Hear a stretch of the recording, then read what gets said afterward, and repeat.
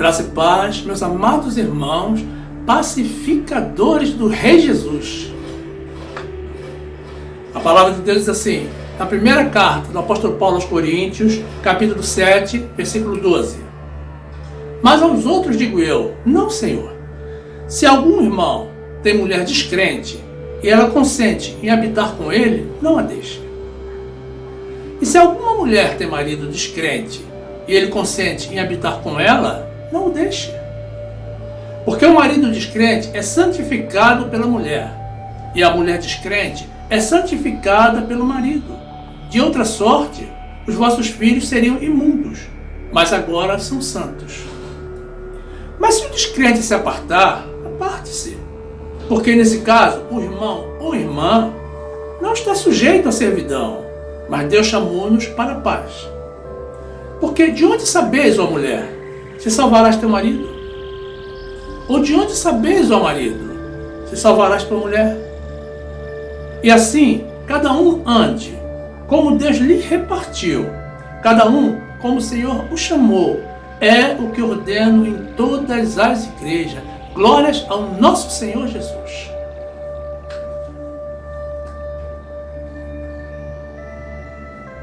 Meu amado irmão, minha amada irmã, que essa palavra gere paz na tua casa, no nome de Jesus.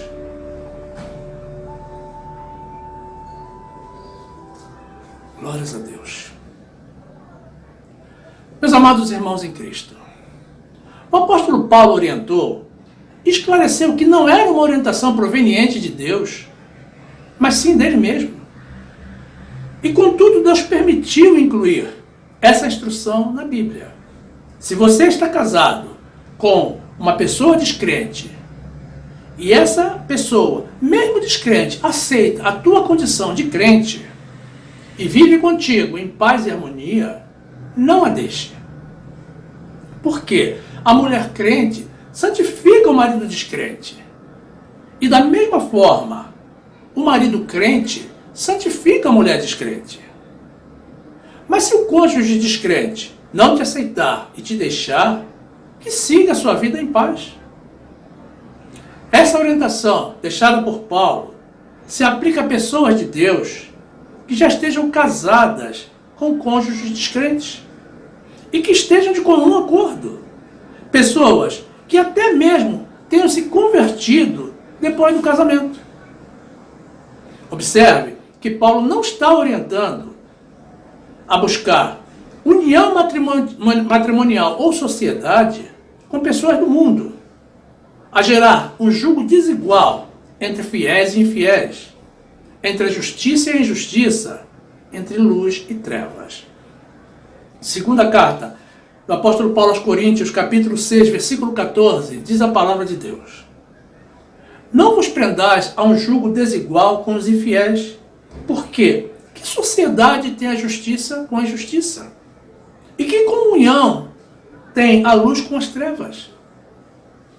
E que concórdia há entre Cristo e Belial? Ou que parte tem o fiel com o infiel? Depois, no livro de Amós, capítulo 3, versículo 3, diz a palavra de Deus: porventura andarão dois juntos se não estiverem de acordo? Obviamente, meus irmãos, a orientação do Senhor é para que a luz se una com a luz. E ambos formem uma família de luz, uma família salva. Que estejam todos de acordo e se dediquem ao Senhor. Essa é uma condição idealística, mas nem sempre é a nossa realidade. Se você, irmão ou irmã, tem parentes descrentes, que não aceitam a sua condição de crente, como eu tenho, certamente vive momentos em que você tem a clara sensação de que os teus inimigos estão dentro da tua família. Os teus inimigos domésticos da fé. Se você se vê, vez por outra, em uma guerra familiar, por causa da tua fé e fidelidade, essa é uma situação muito difícil de tratar. E requer sabedoria de Deus e uma permanente intervenção do Espírito Santo. O que podemos fazer nesses casos? Muito bem, meus amados irmãos. A partir de agora eu passo a compartilhar com vocês a sabedoria que me deu o Senhor. Obviamente, meus amados, e incondicionalmente, a primeira orientação sempre será de buscarmos ao Senhor em oração. Ore ao Senhor, pedindo a paz na tua casa. Lembre-se de que a família é uma instituição de Deus criada para a paz, não para a guerra. Peça ao Senhor também sabedoria para tratar com os teus parentes descrentes. Nunca se esquecendo do amor que é o vínculo da perfeição. E de que você é sal e luz nesta vida, principalmente perante eles. Então, você tem que ser um exemplo, a imagem de Jesus durante todo o tempo. Carta do apóstolo Paulo aos Colossenses, capítulo 3, versículo 12, diz a palavra de Deus. Revesti-vos, pois, como eleitos de Deus, santos e amados, de entranha de misericórdia, de benignidade, humildade, mansidão, longanimidade, suportando-vos uns aos outros e perdoando-vos uns aos outros, se alguém tiver queixa contra outro. Assim como Cristo vos perdoou, assim fazei vós também. E sobre tudo isso, revesti-vos de amor, que é o vínculo da perfeição. E a paz de Deus, para a qual também fostes chamados em um corpo, domine em vossos corações e sede agradecidos. Meus irmãos, ore, pedindo ao Senhor paciência e compreensão, e forças para suportar as afrontas, lembrando sempre de que antes de se converter, meu irmão, você era exatamente como eles, pensava justamente como eles, e repudiava o povo de Deus exatamente como eles fazem. Peça ao Senhor que te conceda o dom de perdoar. Então perdoe por qualquer ofensa ou agressão verbal recebida da parte deles. Não reaja nunca, mas perdoe sempre. Demonstre sempre o seu amor por eles. Nunca se esqueça, meu irmão, de que você é um pacificador. E se você se mantiver assim, eles vão se surpreender contigo, vão te admirar e vão até querer ser como você. Livro de Mateus, capítulo 5, versículo 6, diz a palavra do Senhor. Bem-aventurados os que têm fome e sede de justiça, porque eles serão fartos. Bem-aventurados os misericordiosos, porque eles alcançarão misericórdia. Bem-aventurados os limpos de coração, porque eles verão a Deus. Bem-aventurados os pacificadores, porque eles serão chamados filhos de Deus. Bem-aventurados os que sofrem perseguição por causa da justiça, porque deles é o reino de Deus. Bem-aventurados sois vós, quando vos injuriarem e perseguirem e mentindo, disserem todo o mal contra vós por minha causa. Exultai e alegrai-vos, porque é grande o vosso galardão nos céus, porque assim perseguiram os profetas que foram antes de vós. Meu irmão, ore ao Senhor, pedindo que lhes abra os olhos, para que eles retirem o foco do mundo e consigam ver a realidade de Deus. Lembre-se, meu irmão, de que eles também podem ser ovelhas do Senhor, perdidas por enquanto. Portanto, demonstre sempre o seu amor e apreço por eles. Nunca se esqueça de que você é uma nova criatura, um embaixador de Cristo nesta vida, uma pessoa reconciliada com Deus. Portanto, proceda sempre da forma como Jesus procederia no teu caso, no teu lugar, diante da mesma situação. Os que forem de Deus, mais cedo ou mais tarde, aceitarão o seu testemunho. Segundo a carta do apóstolo Paulo aos Coríntios, capítulo 5, versículo 17, diz a palavra de Deus. Assim que, se alguém está em Cristo, nova criatura é. As coisas velhas já passaram, eis que tudo se fez novo. E tudo isto provém de Deus, que nos reconciliou consigo mesmo por Jesus Cristo, e nos deu o ministério da reconciliação. Isto é, Deus estava em Cristo reconciliando consigo o mundo, não lhe imputando seus pecados, e pôs em nós a palavra da reconciliação. De sorte que somos embaixadores da parte de Cristo, como se Deus por nós rogasse.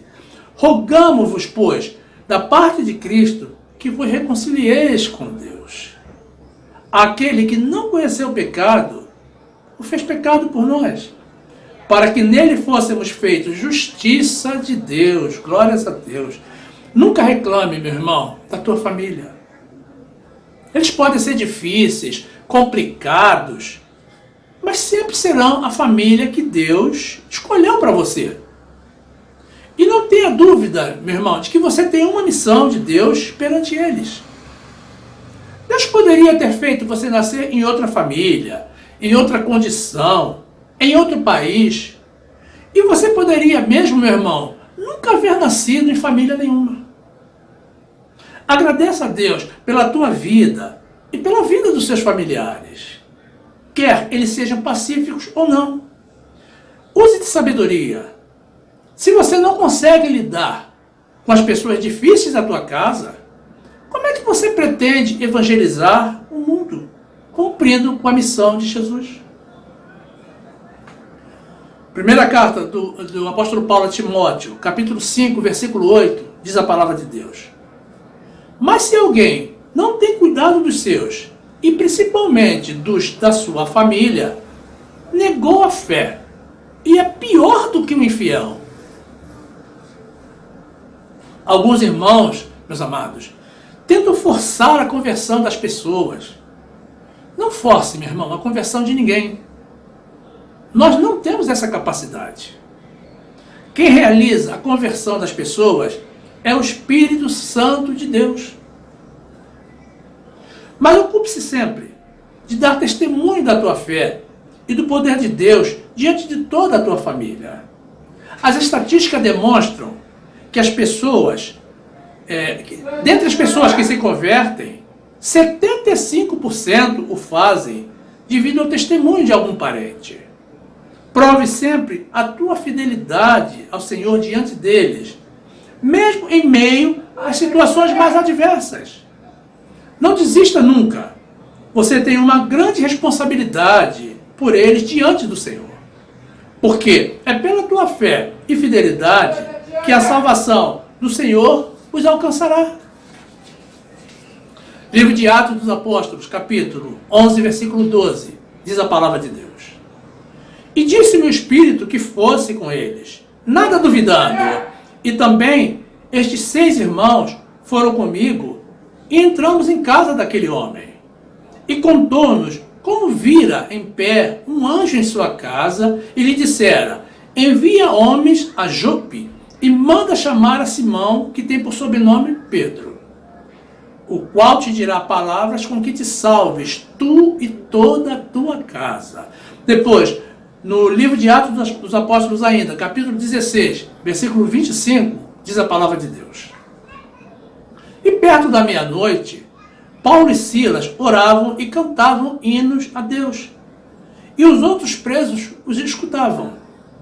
E de repente sobreveio um tão grande terremoto que os alicerces do cárcere se moveram. E logo se abriram todas as portas e foram soltas as prisões de todos. E acordando o carcereiro e vendo abertas as portas da prisão, tirou a espada e quis matar-se, cuidando que os presos já tinham fugido. Mas Paulo clamou com grande voz, dizendo, não te faças nenhum mal, que todos estamos aqui. E pedindo luz, saltou dentro, e todo trêmulo se prostrou ante Paulo e Silas. E tirando-os para fora, disse, senhores, que é necessário que eu faça para me salvar? E eles disseram, crê no Senhor Jesus Cristo e serás salvo, tu e a tua casa. E lhe pregavam a palavra do Senhor e a todos que estavam em sua casa. Glórias a Deus. Meu amado irmão, se algum parente ou familiar teu te considera um inimigo, apenas ore por ele. lembrando-se sempre de que mesmo que ele te considere um inimigo, você não pode exercer o mesmo sentimento com relação a ele. Ele não tem conhecimento de Deus, mas você tem. E precisa demonstrar isso com as suas atitudes e comportamentos. É muito fácil deixar-se levar pela carne, pela emoção, pela ira, mas diminua a tua carne, meu irmão, e cresça em espírito, na graça e no conhecimento do nosso Senhor Jesus, porque isso te fortalecerá e te permitirá superar todas as afrontas e provocações que surgirem. Eles não sabem, mas você sabe o que Deus tem reservado para nós que o amamos, e essa fé nos faz vencer qualquer obstáculo nessa vida. Nós temos a mente de Cristo. Portanto, tenha sempre os teus olhos postos em Cristo Jesus e nas promessas dele. Glórias a Deus. Primeira carta do apóstolo Paulo aos Coríntios, capítulo 2, versículo 9, diz a palavra de Deus: mas como está escrito, as coisas que o olho não viu e o ouvido não ouviu e não subiram ao coração do homem, são as que Deus preparou para os que o amam. Depois, na segunda carta do apóstolo Paulo aos Coríntios, capítulo 2, versículo 16, diz a palavra de Deus: porque quem conheceu a mente do Senhor para que possa instruí-lo? Mas nós temos a mente de Cristo. Glórias ao nosso Deus. Louvado e exaltado seja o nosso Senhor. Fique na graça, meu irmão, e na paz do nosso Senhor e Salvador Jesus Cristo. Glórias a Ele.